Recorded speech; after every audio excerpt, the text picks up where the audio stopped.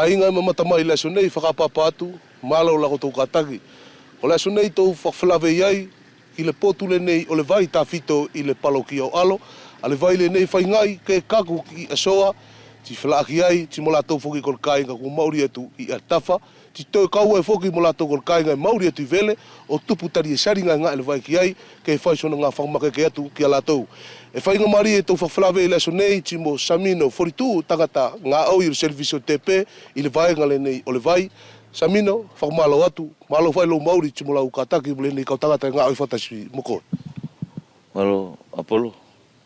Ulo fue mua tuko to la fafta en pomano grupo ngira que potulini o Apollo sula que sotaina tamole malo fue le no kun muri le no fu fakata ki muri foi ku auli o fa ni longo uinga mole nga o yanga to fo soko I siani Samino ku fa ki ne lo vai ni sola ile ni lo la sola ku ko pote tu ko Apollo u papa vai vel Sal mo iai. Ka kole sale mai le mi mola. Ko vai ala mi malaila ko fa tu yo e luo. Ko tasi tu yo e au mi malai o fa vai ai a alo kato. Miri apito alo o ka kukuri apito. Tu yo ia li e ka ola utala. Skidilo tu yo li e ku e ala mai tai to e pati ko le kalauruala. E ala mai lo le na tuyo ona utu al fapustani li e vauteala sura nga tu e lo ki na aftai na no fui velel uinga mon mala vakale ku a failo fakau kau ke fakavai mo aso o fula ki e aftai na no fui altafa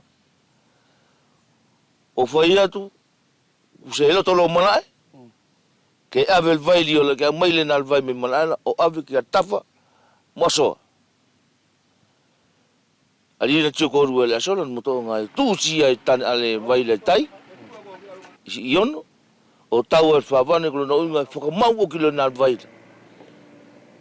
ko no inga le sto au mai lo so vai mi mala ke ano ile na tio lo ki vele ki papu sa ri va hotel ko na lo vanela mate o ki e mate ko mi mala tau ai lo mato molen ka so ko mato le ni vai ngai mato le ni vai si anila o se soko ki ai kolo na winga ke inu e na aftai na velela mo talo ki toka Apollo kona la son mate al vaila no avel ko ili no motonga fa ngai ili na la sola ke motonga se soko al vaila o fa saria tu ya lunga ne sia ke inu e vel o ka mo ilo ki la soni mate o ki lo mol vai malai ko vele o vai tu ni lo lato isi ani iono fo futai mo malo vai ngali ni tu yaso ka ta fito ka lato no fu algo ni isi al ka kai isi ani mo no ka to ku to lo to mari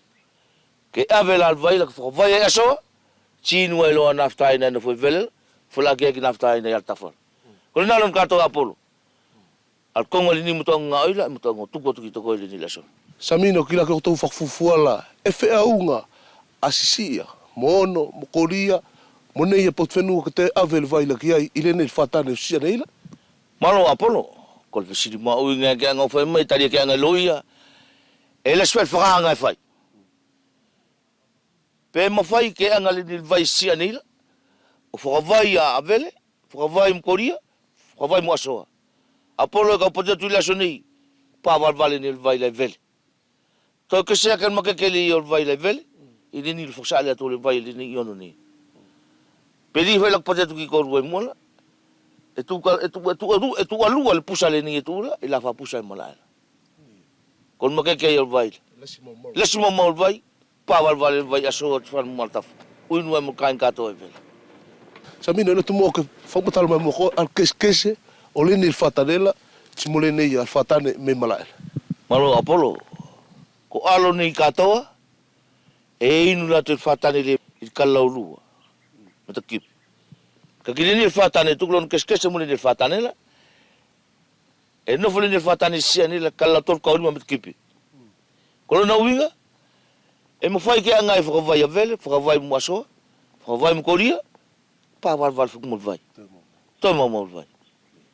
Kai e mawhai ke ia swenga tai e tau mo le ni whenua e siala pele ai. Malo Apollo. Ko konga li ke visini mai ke uingum puana mo taina sia nei. Se ia swenga tai. E whakalongo whae ea ki le mutonga li o whaia.